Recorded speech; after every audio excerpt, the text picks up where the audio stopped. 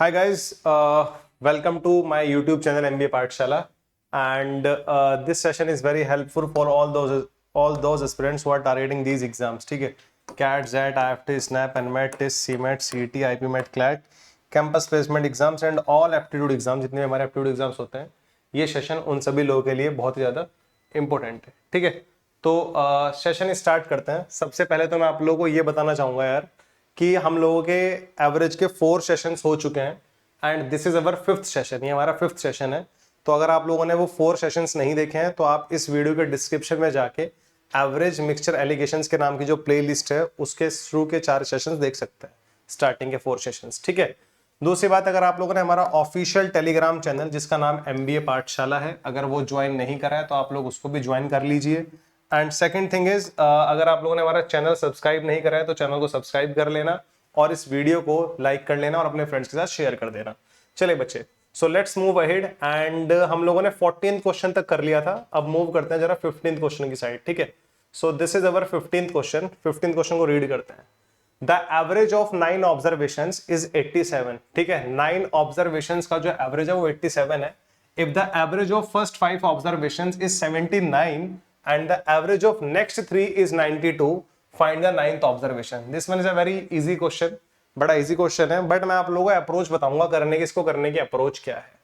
9 observations का जो average है वो 87 है, तो average is nothing sum of all observations upon total number of observation. Average is nothing sum of all observations upon total number of observation. This is हमारे पास क्या होता है, ये एवरेज होता है। एवरेज अब कितना दिया हुआ है हम लोगों को, 87 दिया हुआ है।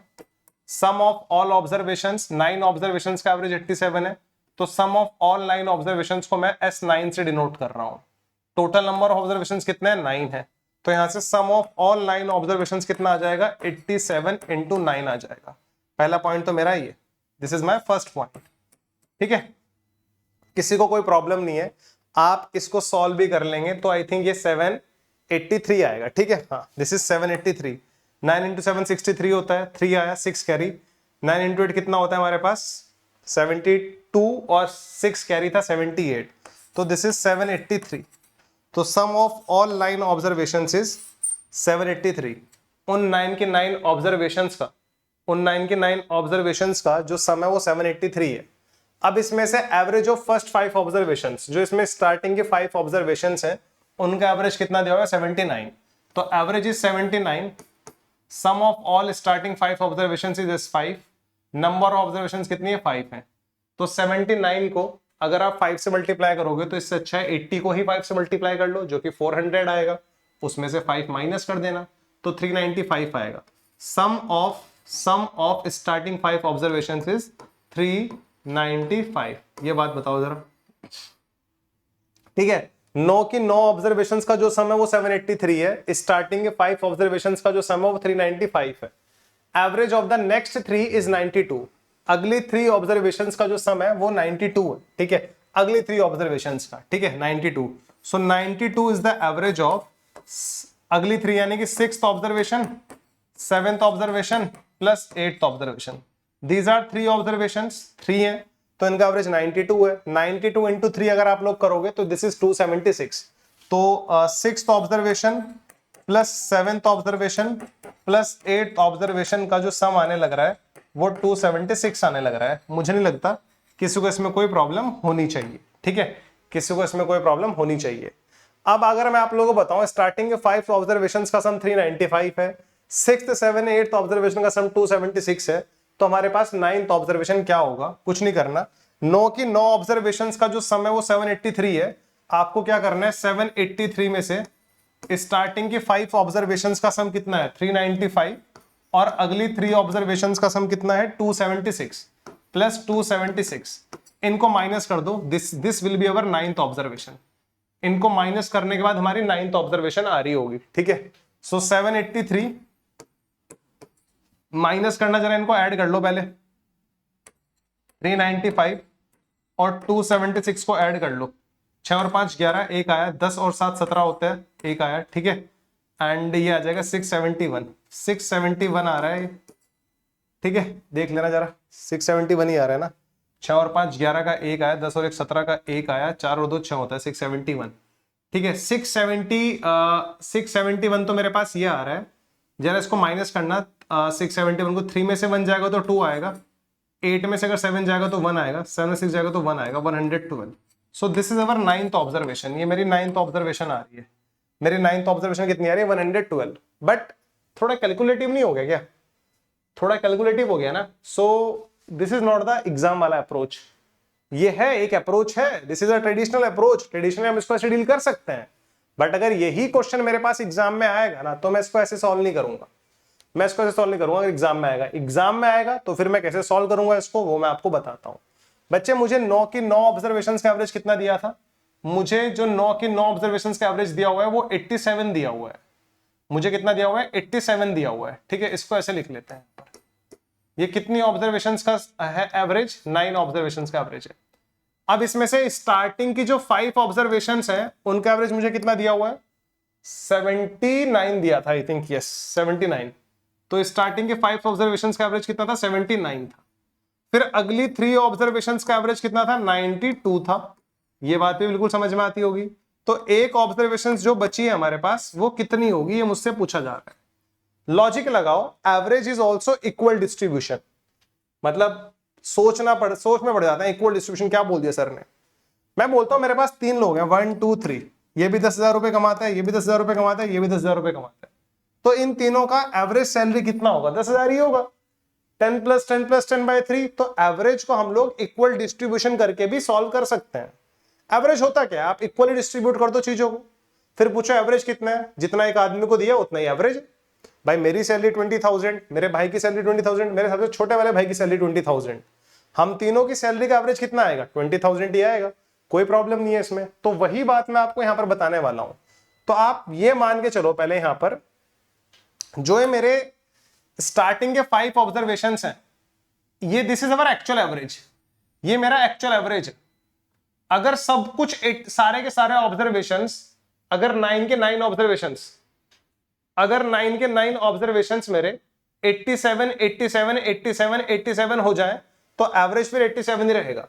बट हम लोगों ने डिस्ट्रीब्यूट करा उनको 87 87 87, हर एक वैल्यू को 87 दिया। बट स्टार्टिंग के 5 ऑब्जर्वेशंस को हमने कुछ वैल्यू कम दी।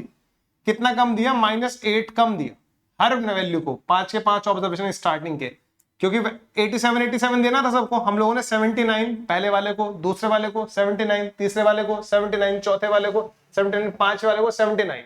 तो शुरू की 5 वैल्यूज को हम लोगों ने 8 कम दिया। कितनी वैल्यूज को? 5 को। तो हम लोगों ने कितना वैल्यू कम दिया? -8 × 5 -40। यानी कि शुरू की 5 वैल्यू पे जो हमारा सम आ रहा है वो -40 कम हो गया। फिर अगली 3 वैल्यूज पे हम लोगों ने क्या करा? इनको ज्यादा दे दिया। हमारा एक्चुअल एवरेज 87 था, बट हमने अगली 3 वैल्यू को 92 92 92 दे दिया। तो हमने एक वैल्यू पे कितना ज्यादा दिया? 5 ज्यादा दिया। एक वैल्यू पे हम लोगों ने कितना ज्यादा दिया? 5 ज्यादा दिया। कितनी वैल्यूज पर दिया? और 3 वैल्यूज पर।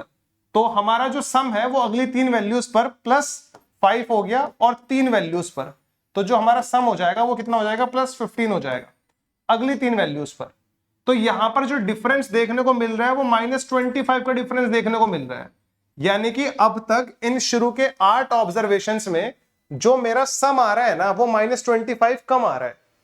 अब कम आना तो नहीं चाहिए, क्योंकि हम लोग तो इनको टोटल एवरेज तो एक्चुअल एवरेज तो इनका 87 ही है। तो जो हमारा 9th ऑब्जर्वेशन होगा ना, जो एक ऑब्जर्वेशन बचा है, वो एक्चुअल एवरेज से सम कितना कम आ रहा है? -25 आ रहा है ना। तो इसको 25 से इंक्रीज करके लिख दूंगा मैं। सो 87 + 25 कितना आएगा? 112। This is my 9th observation. तो मेरा करने का तरीका ये होगा, इस क्वेश्चन को करने का मेरा तरीका ये होगा। बात को समझ में आई? मैं कभी भी इसको ऐसे कैलकुलेट नहीं करूंगा। मैं कभी भी इसको ऐसे कैलकुलेट नहीं करूंगा। बात समझ में आई? ये बताओ जरा। ऐसे कैलकुलेट नहीं करूंगा मैं करूंगा तो ऐसे कैलकुलेट करूंगा, दैट्स इट। तो ये एक अच्छा तरीका है। मतलब भाई ये मान लो हर वैल्यू को 87 87 87 डिस्ट्रीब्यूट करना था। मैं इसको मान लेता हूं।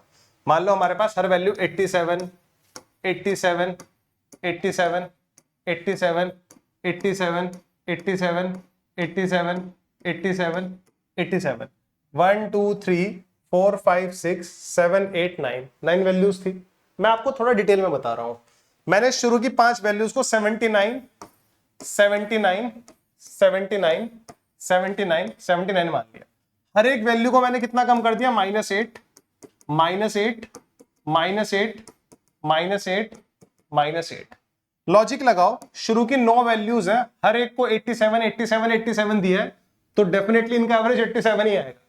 अब मैंने शुरू की 5 वैल्यू को 79 79 79 79 79 दिया, तो एक वैल्यूज पे जो रिडक्शन हो रहा है वो -8 का आ रहा है। कितनी वैल्यूज पर ऐसा हो रहा है, और 5 वैल्यूज पर ऐसा हो रहा है।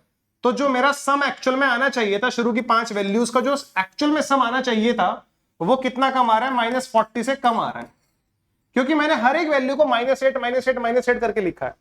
फिर अगली 3 वैल्यू को मैंने कितना लिख दिया, 92 92 92। अगली 3 वैल्यूज को मैंने कितना लिख दिया, 92 92 92। यानी कि थोड़ा ध्यान से, प्लस इसको 92 लिखा, इसको हम लोगों ने 92 लिख दिया, इसको हम लोगों ने 92 लिख दिया। तो हर एक वैल्यू को हम लोग +5 +5 +5 करके लिख रहे हैं, +5 +5 +5, यानी कि हमारी इन 3 वैल्यूज की वजह से जो सम इंक्रीज हो जाएगा वो +15 से इंक्रीज हो जाएगा। यहां पर -40, सम 40 से कम हो गया था, यहां पर फिर 15 से बढ़ गया, वो चलो अच्छी बात है, बढ़ गया, बट फिर भी हमारे पास -25 का डिफरेंस आ रहा है। तो इट मींस जो हमारा 9th ऑब्जर्वेशन होनी चाहिए ना, वो 87 से जितना सम हमारा कम आ रहा है उससे उतनी ही ज्यादा होनी चाहिए। तो 87 + 25 कर देना, वो हमारी 112 होनी चाहिए। ये है इसको डिटेल एक्सप्लेनेशन इसका।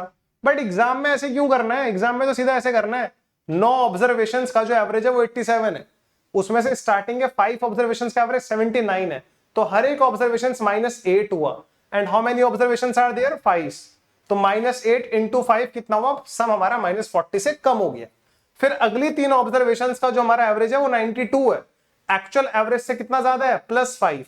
कितने ऑब्जर्वेशंस पर, 3 ऑब्जर्वेशंस पर, तो +5 × 3 सम हमारा +15 हो गया।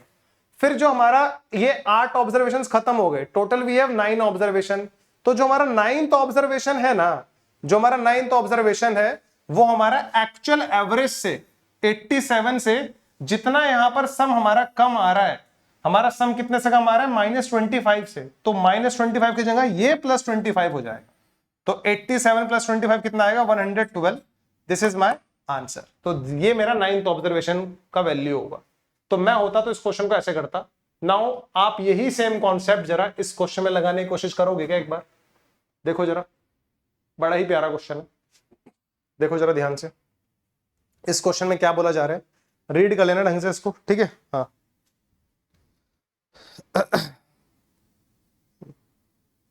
ढंग से रीड कर लो इसको जरा।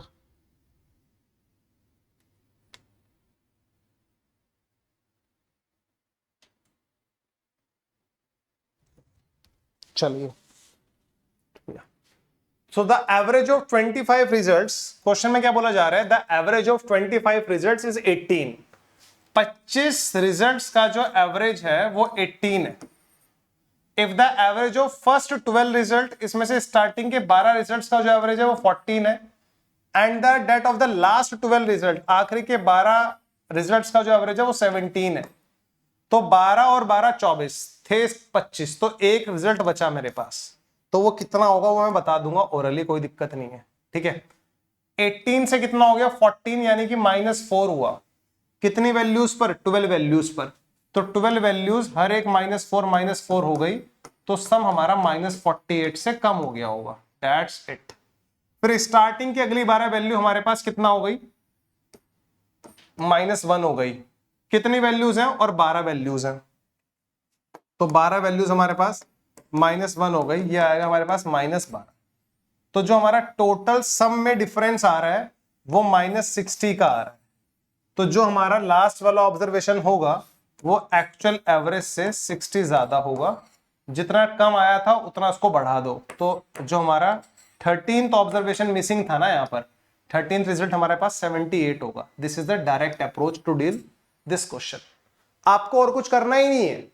अब बहुत सारे बच्चे पता है इसको कैसे करेंगे, अच्छा भाई 18 was the average of 25 observations, तो sum of all 25 observations is just 25। अब इसमें से स्टार्टिंग के 12 ऑब्जर्वेशंस का एवरेज कितना दिया था, स्टार्टिंग के 12 ऑब्जर्वेशंस का एवरेज कितना दिया था हम लोगों को, ऐसे कैलकुलेट करते हैं, तो वो लिटरली वेस्टेज ऑफ टाइम है। कितना था, 14 और लास्ट का 17, तो 14 स्टार्टिंग के 12 ऑब्जर्वेशंस का एवरेज, फिर लास्ट के 12 ऑब्जर्वेशंस का एवरेज कितना दिया था हम लोगों को 17। तो इनको मल्टीप्लाई करेंगे, इधर मल्टीप्लाई करेंगे, इसको मल्टीप्लाई करेंगे, ऐसे निकालेंगे 18 इंटू 25, 25 के 25 ऑब्जर्वेशन का सम है। शुरू के 12 और आखिरी के 12 ऑब्जर्वेशंस को माइनस कर देना तो हमारे पास 13th ऑब्जर्वेशन आ जाएगा। ऐसे काम कर रहे होते हैं, but literally this is a time consuming, बहुत ही ज्यादा टाइम कंज्यूमिंग है। सॉल्व करके इसको भी 78 ही आएगा, बट कैलकुलेशन देखो कितना ज्यादा बढ़िया। सो क्यों ना हम लोग इस क्वेश्चन को इक्वल डिस्ट्रीब्यूशन वाले कॉन्सेप्ट से कर लें। भाई 25 लोगों का एवरेज 18 था 25 नंबर का, स्टार्टिंग के 12 नंबर का एवरेज 14 था, एक्चुअल एवरेज से 4 कम आ रहा है, कितनी वैल्यूज पर 12 वैल्यूज पर, तो 12 इंटू -4 -48। फिर जो लास्ट 12 वैल्यूज है वो 17 है उनका एवरेज, तो एक्चुअल एवरेज से -1 है, -1 इंटू 12 -12। तो अगर हम देखें तो टोटल हमारे पास जो सम हो रहा है वो -60 से कम हो रहा है, तो जो हमारा 13th ऑब्जर्वेशन होगा ना उसको क्या करना, एक्चुअल एवरेज से 60 ज्यादा कर देना, तो 18 + 60 कितना हो जाएगा 78। सो दिस इज माय आंसर।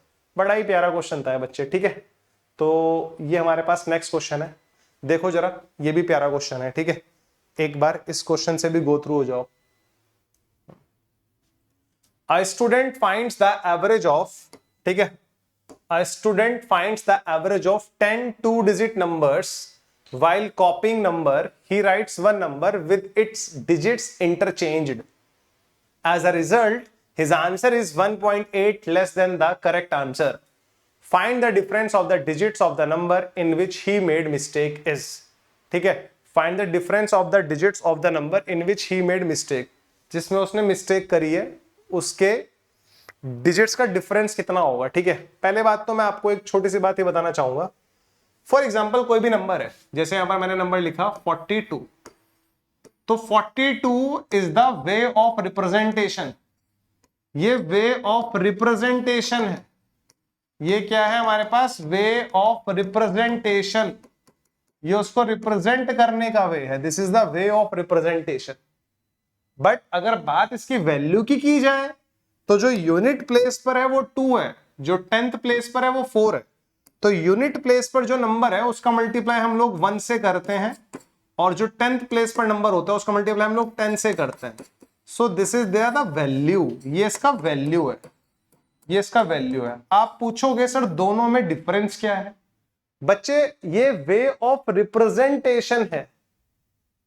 जब वे ऑफ रिप्रेजेंटेशन को सिर्फ रिप्रेजेंट करने के लिए यूज किया जाएगा, बट कोई भी चीज ऐड होनी है या सब्ट्रैक्ट होनी है तो वो उसकी वैल्यू में होती है, तो हम लोग ऐसे उसकी वैल्यू निकालेंगे फिर उसमें ऐड या सब्ट्रैक्ट करेंगे अगर हमें करने की जरूरत पड़ेगी तो। अब according to question there are 10 observations, there are 10 2-digit numbers, we have 10 2-digit numbers. सबसे इंपॉर्टेंट पॉइंट इस क्वेश्चन का जो मुझे नजर आता है वो ये आता है, व्हाइल कॉपीइंग नंबर, नंबर को कॉपी करते time he writes one number with its digits interchanged.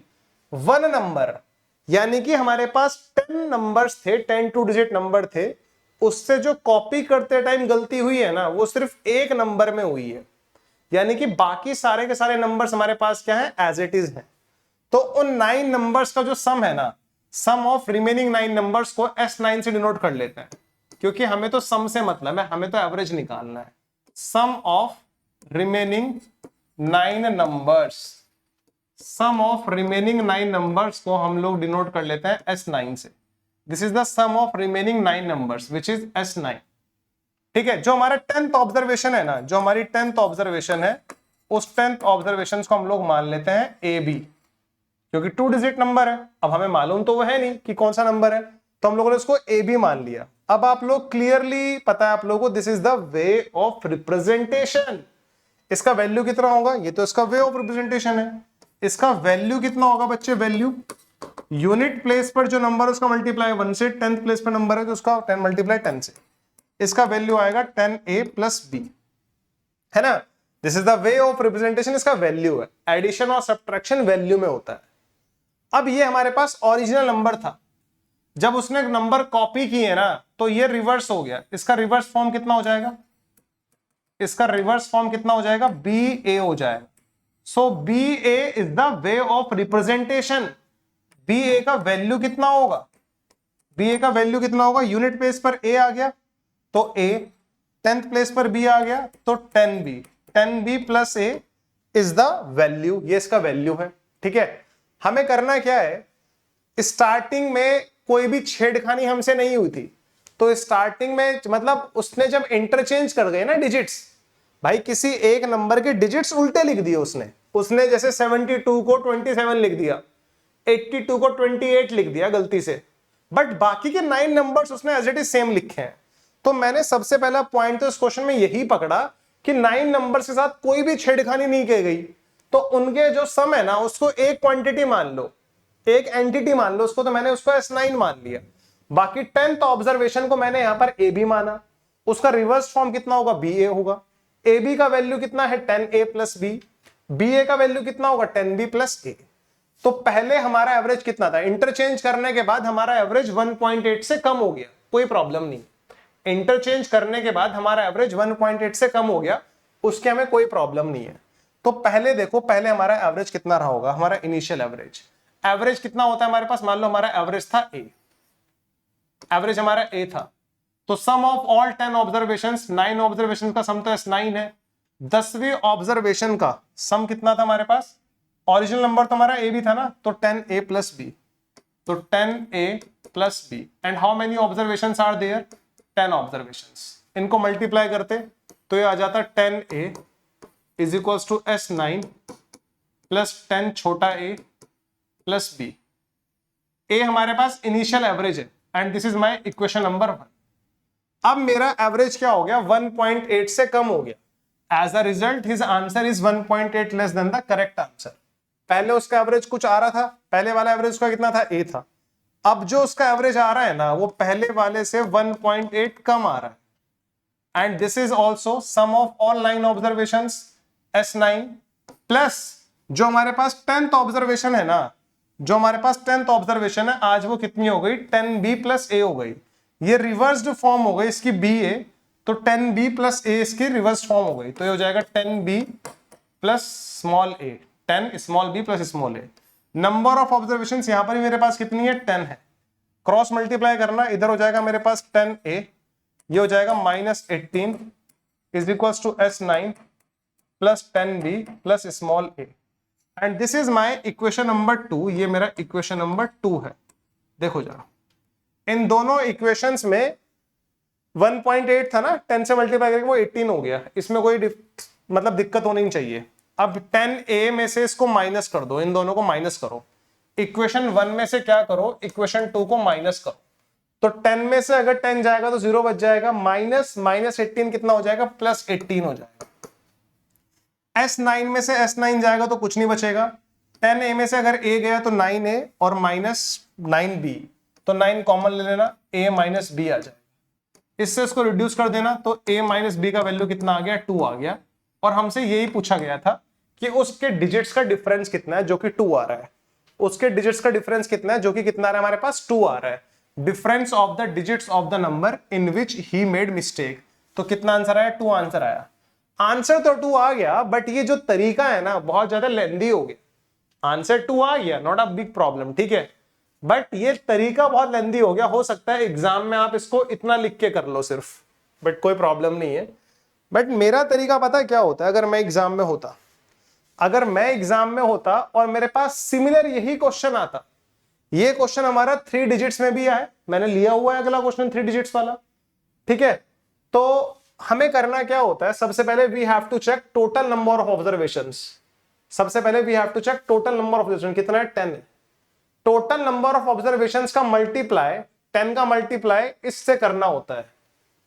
1.8 का मल्टीप्लाई करोगे यदि 10 से, और इसको कितना आ जाएगा हमारे पास, 18 आ जाएगा। इसको डिवाइड कर देना 9 से, यह हमारा आंसर आ जाएगा 2। अगर 2 डिजिट नंबर है ना, जैसे यहां पर 2 डिजिट नंबर था तो 9 से डिवाइड करना है। कल को अगर 3 डिजिट नंबर आएगा ना तो 99 से डिवाइड करना है। कल को अगर 4 डिजिट नंबर आएगा ना तो 999 से डिवाइड करना है। ये एक पैटर्न है, बट इस 10 का मल्टीप्लाई करना है इस डिफरेंस से। आपने देखा भी होगा लास्ट में हम लोगों ने किया यही है, अगर आप देखो तो बाकी सारी चीजें रिड्यूस हो गई थी। हम लोगों ने इस 10 का मल्टीप्लाई इससे किया तो 18 आया, ये पता था ऊपर भी 10A है इधर भी 10 है, तो ये तो माइनस करके गायब भी हो गया। S9 भी माइनस करके गायब भी हो गया था। उधर 10A में से माइनस किया तो 9A बचा, B में से माइनस 10B किया तो माइनस 9B बचा, तो 9 कॉमन ले लिया, A माइनस B आ गया, इधर 18 आ गया, 9 से उड़ा दिया तो A माइनस B का वैल्यू 2 आ गया। ठीक है, तो आई थिंक वो बड़ा ही इजी हो गया हमारे लिए इधर वाला, इसमें कोई प्रॉब्लम नहीं थी। तो शॉर्टकट अप्रोच इसकी क्या कहती है, इसकी शॉर्टकट अप्रोच क्या कहती है, नंबर ऑफ ऑब्जर्वेशंस का मल्टीप्लाई इससे करना, कितना कम आ रहा है, ठीक है, तो करा मल्टीप्लाई, डिवाइड बाय कर देना 9 से, अगर 2 डिजिट नंबर है, 3 डिजिट नंबर होगा तो 99 से, 4 डिजिट नंबर होगा तो 999 से।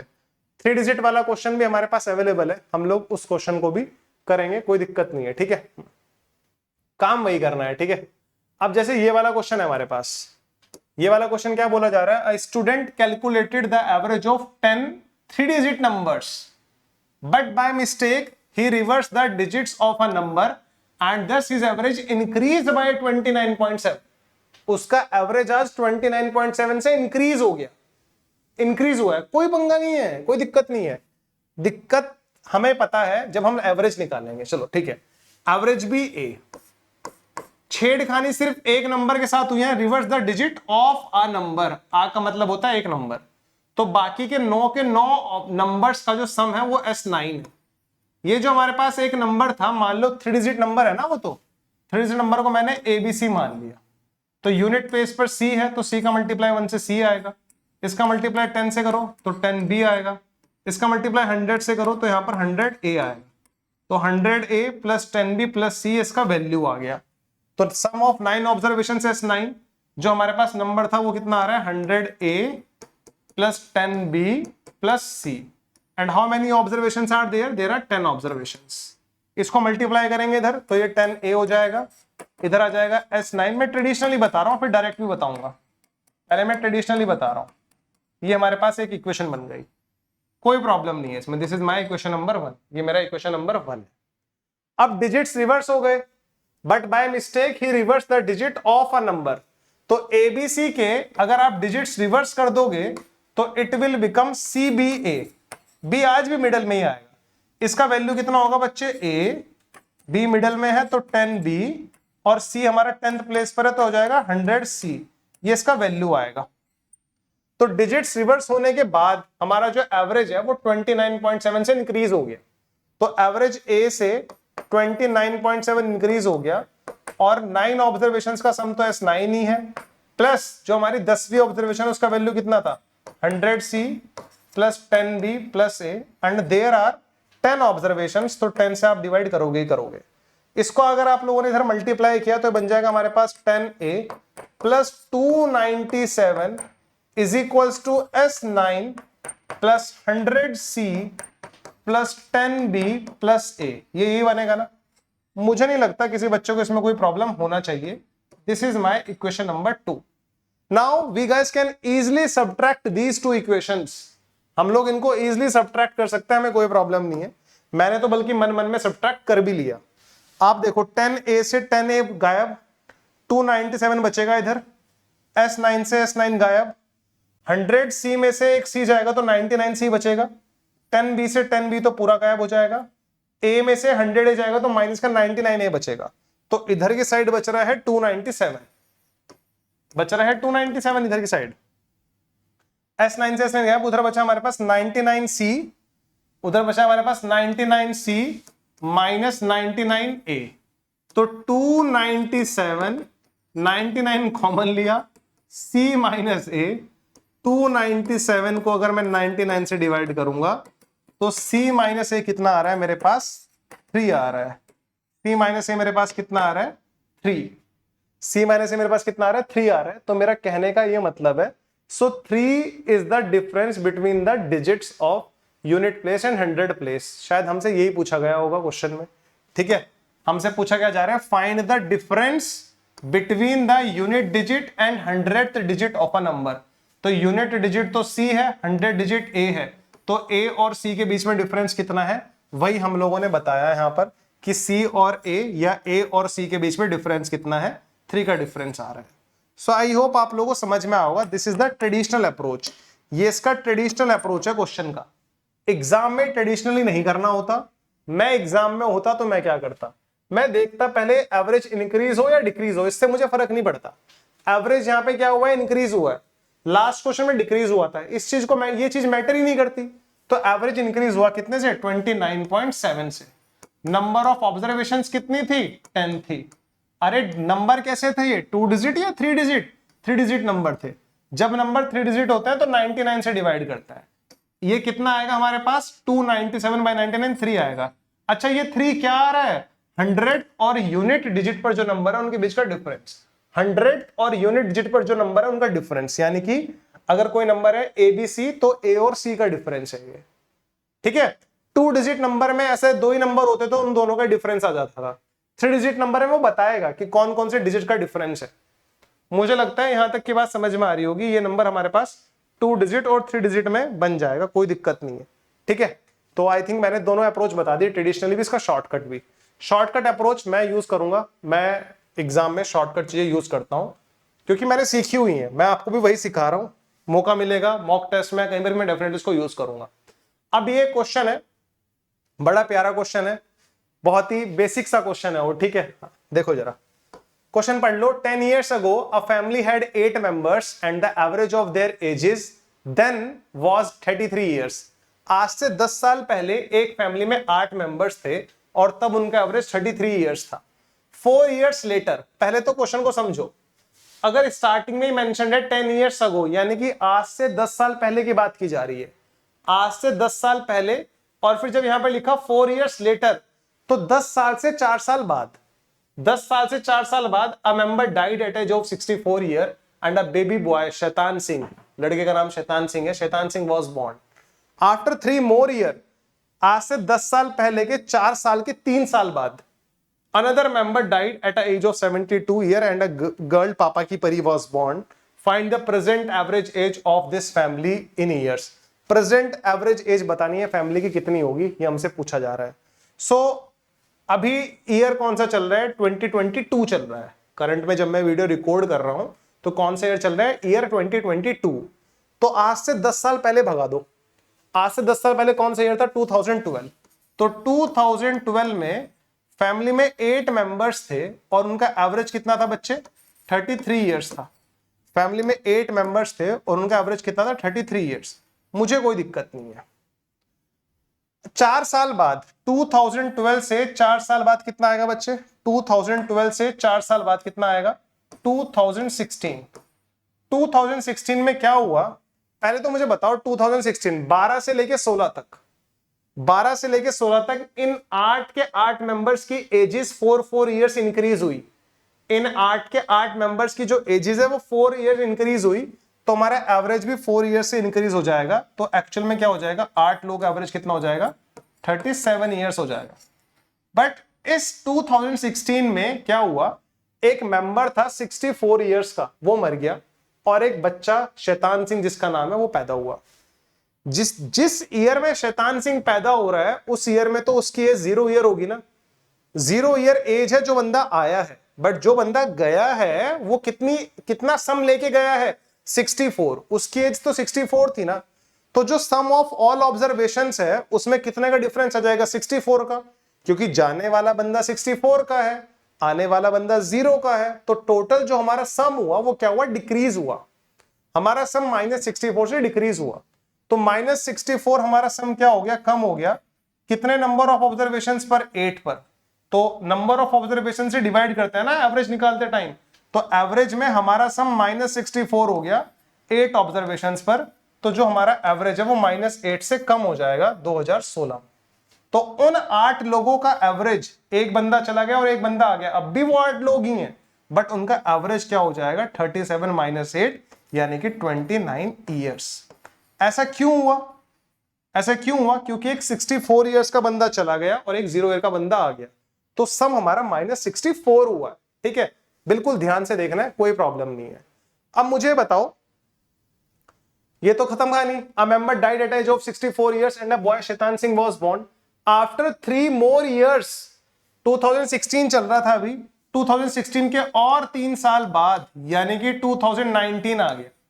2019 में क्या हुआ, अनदर मेंबर डाइड, एक और मेंबर चला गया, 72 इयर्स का था वो, एंड अ गर्ल पापा की परी वॉज बॉर्न, और एक लड़की पैदा हुई जिसका नाम पापा की परी है। पापा की परी की होते ही क्या एज 1 ईयर हो जाएगी? नहीं होगी, होते ही तो उसकी एज 0 ईयर होती है।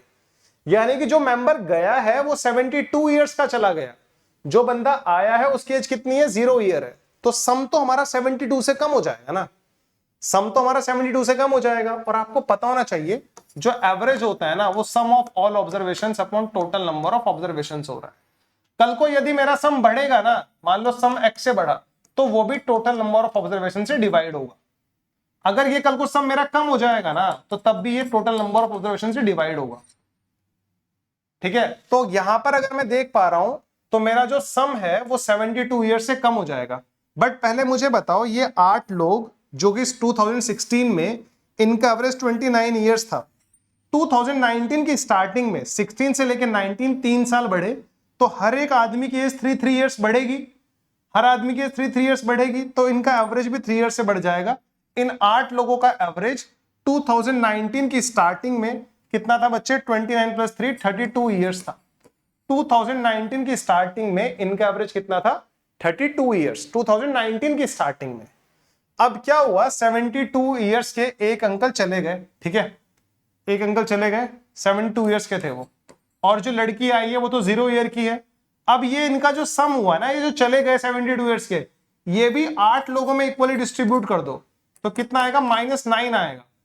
तो एवरेज अब 8 लोगों का 2019 के लास्ट में इन 8 लोगों का एवरेज कितना हो जाएगा? 23 ईयर्स हो जाएगा। 32 में से -9 कर दिया तो 23 ईयर्स आ गया। यानी कि इन 8 लोगों का एवरेज 2019 के लास्ट में कितना आ जाएगा? 23। 32 को -9 कर दो, 72 के गए तो उनको भी 8 से डिवाइड किया, क्योंकि हमारे नंबर ऑफ ऑब्जर्वेशंस हमेशा सेम है, यहां पर हमारे नंबर ऑफ ऑब्जर्वेशंस नहीं बदल रहे। यहां पर find the present average age of this family in year, find the present average age of this family in year. ठीक है, इस फैमिली की प्रेजेंट एवरेज एज हम लोगों को बतानी है कितनी होगी। ठीक है, तो सिंपल सी बात ये, प्रेजेंट एवरेज एज इस फैमिली कितनी होगी? 19 में ये था और ये 3 ईयर से इंक्रीज हुआ तो 2022 हो गया। 2022 में हर बंदा 3-3 साल बढ़ा दो, तो ये 8 लोगों का जो एवरेज है 23 + 3 26 ईयर्स हो जाएगा 2022 में इनकी फैमिली का प्रेजेंट एवरेज। ठीक है, इनका प्रेजेंट एवरेज एज कितना हो जाएगा? 26 ईयर्स हो जाएगा। जरा मुझे बताओ, ये बात आप लोगों को समझ में आती है क्या? ये बात आप लोगों को समझ में आने लगी क्या? जरा मुझे बताओ। ठीक है, यहां तक की बात आपको क्लियर है क्या?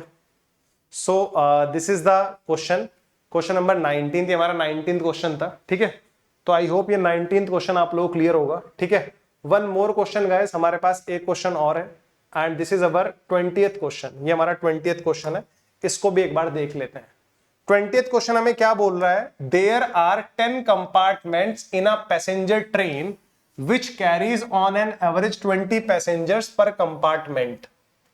एक रेलगाड़ी में 10 कंपार्टमेंट है, कंपार्टमेंट बोले तो डब्बे, 10 कंपार्टमेंट्स है और capacity in passenger train which carries on an average 20 passengers per compartment।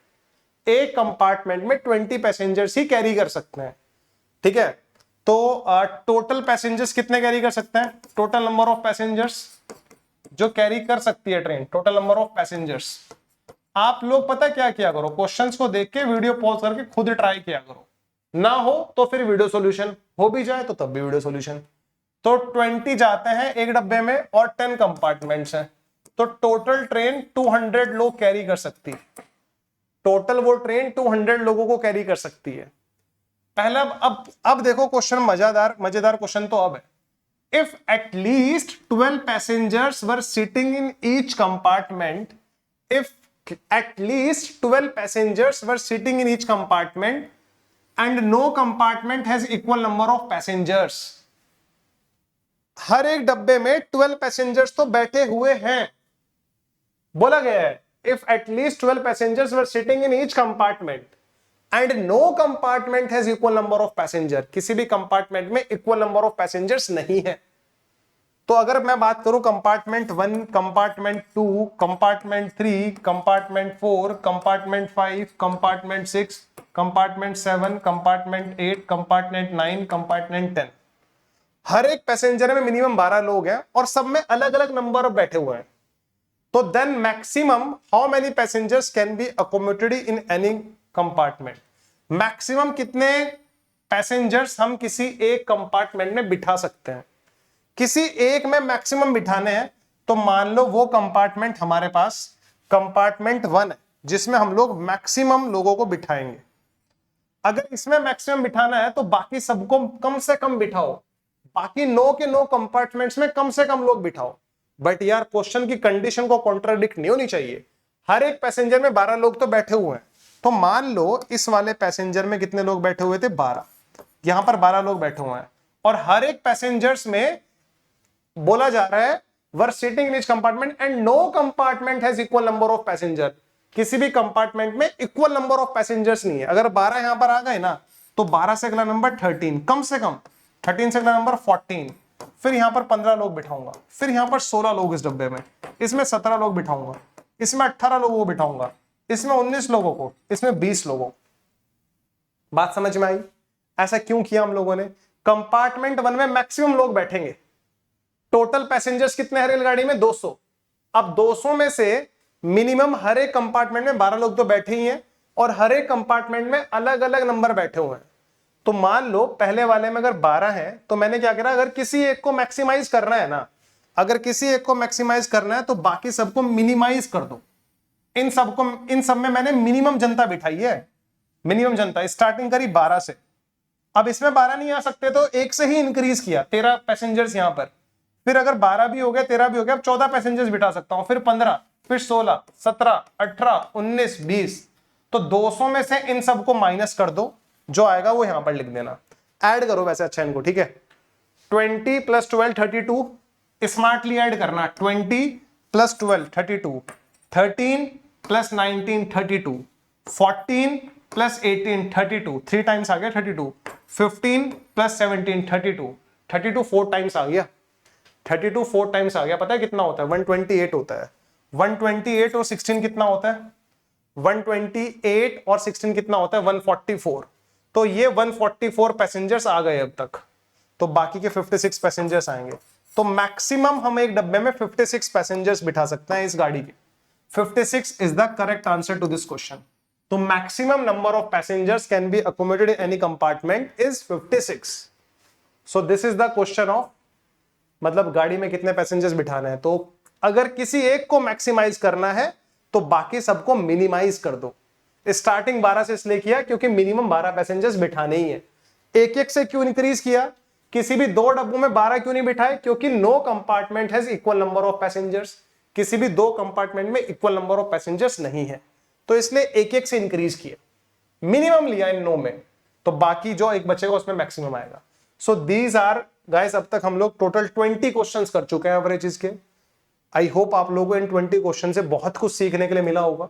मैंने हर एक क्वेश्चन अलग वैरायटी का लिया है इसीलिए।